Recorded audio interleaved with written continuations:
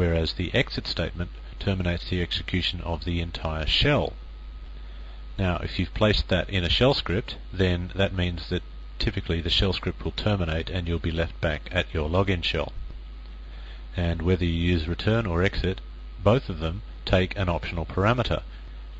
That number represents the exit status that is returned to the calling environment. Now, if it's a function, that represents the function's exit status, and if it's using exit, as in exit the whole shell script, then the number will represent the exit status of the entire shell script. So that's about it for exit statuses. It's actually not that hard. It does take a little bit of getting your head around it because it's an unusual concept, but it's not a difficult concept. So maybe have a little bit of a practice using that before we get to the chapter exercises in a couple of modules' time. If you spend a lot of time developing shell scripts, you'll end up at some point creating some code that you would like to reuse. And when I say reuse, I mean you might find that the code is so useful that it could be readily assimilated into other shell scripts that you're developing.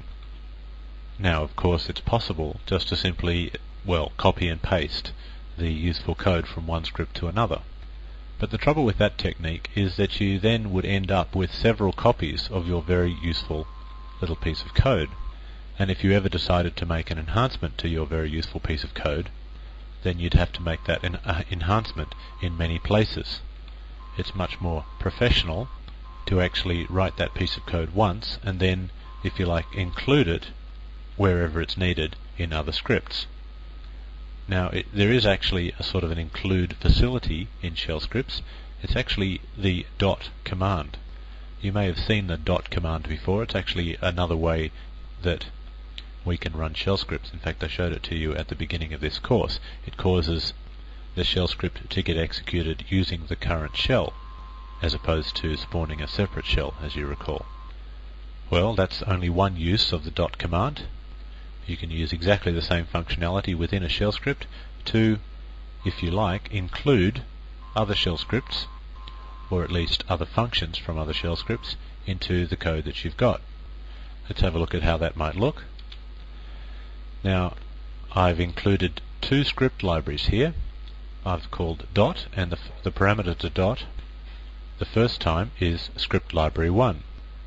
Now, script library 1 would theoretically contain, it could contain any shell script, and the code in that shell script would get executed immediately where the dot line is.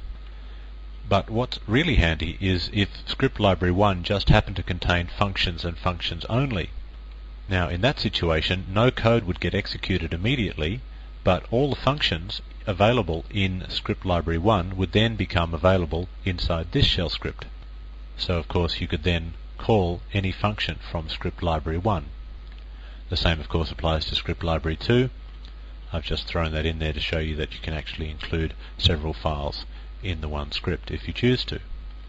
And then down the bottom, I've made calls to two functions. One is called func from first library, and the second one's called func from second library. So theoretically, I'm just calling a function from each of the two script libraries. I'll actually show you a worked example of this technique in the next module, which is a case study. So let's have a look at that now. What I'm going to do now is try and tie all of this function information together into one very large and concrete example. I'm going to write a function called yes/no, and that function is going to take parameters on the command line. It's going to return an exit status.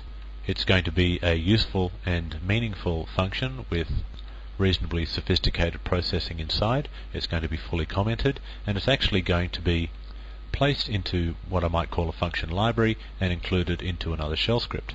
So we'll tie all of that together now in this one module. So let's have a look at the specification for this yes/no function. I want a function that will do the following. Its parameters are going to be treated as the words of a yes/no style question to ask the user. For example, is your gender female? Or do you really wish to delete this file? Something that is a question of a yes/no style answer.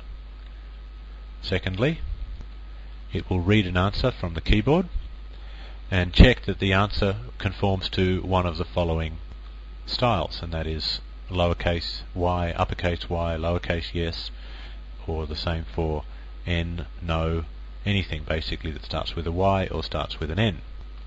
Now if they don't specify one of those answers, then it's going to essentially go back and ask the question again until they answer a yes or a no.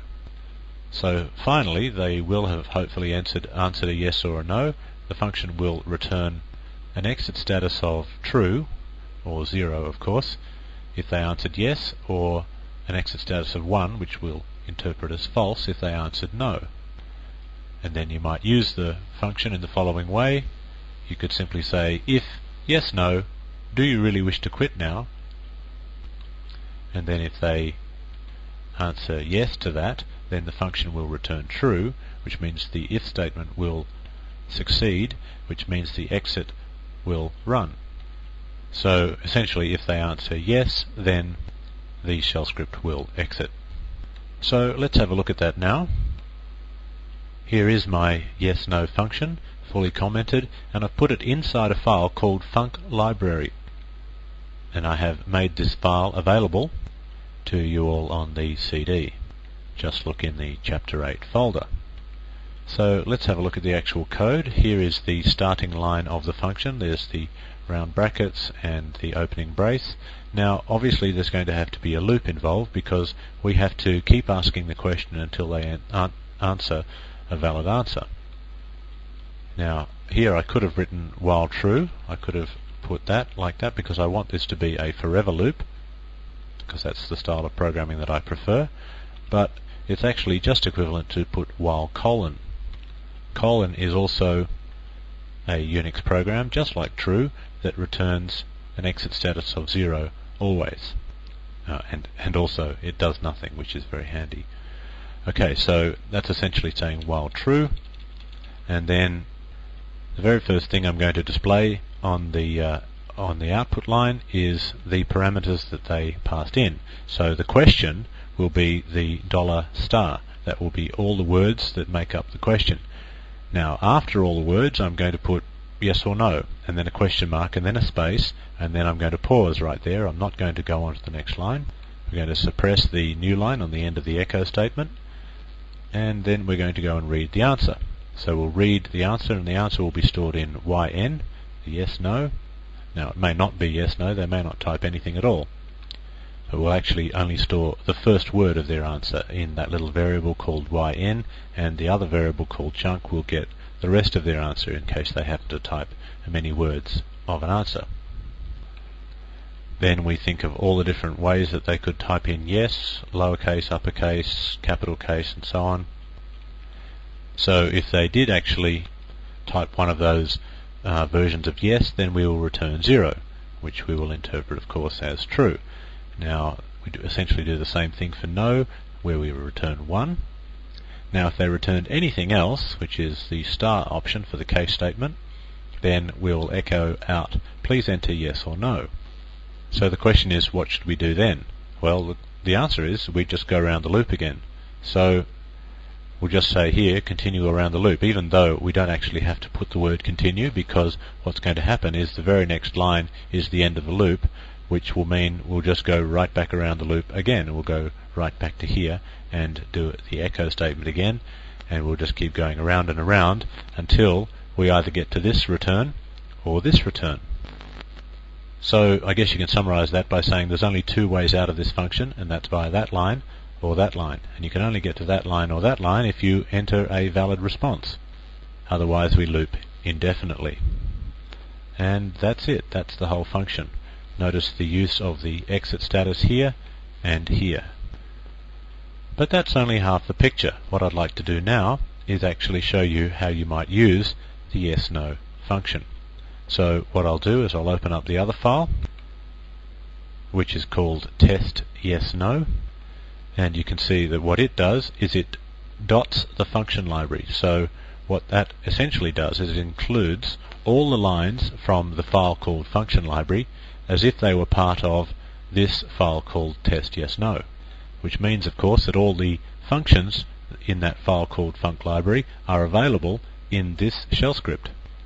And this shell script of course is a very simple script. It's just a while true loop, so it just loops and loops and loops, and every time it says if they answer this particular question in a true way, then we'll exit. So what will happen is we'll continue going around this loop while the yes-no function continues to return false. Because if yes-no returns false, then we don't exit, we simply come down to here and go around the loop again. So let's test this and see if it's working. And we'll do it like this. Do you really wish to quit now? Now let's enter some garbage response. Please answer yes or no. And I just pressed enter there with no answer at all. And I could say, no, I don't wish to quit. Do you really wish to quit? Yes. And it quits, which I guess is what's supposed to happen. So as I said, I'll include both of those scripts on the CD so that you can have a little play with both of them. They are both very good examples of the use of functions. Okay, so that concludes the case study. All that's left now in this chapter are the exercises.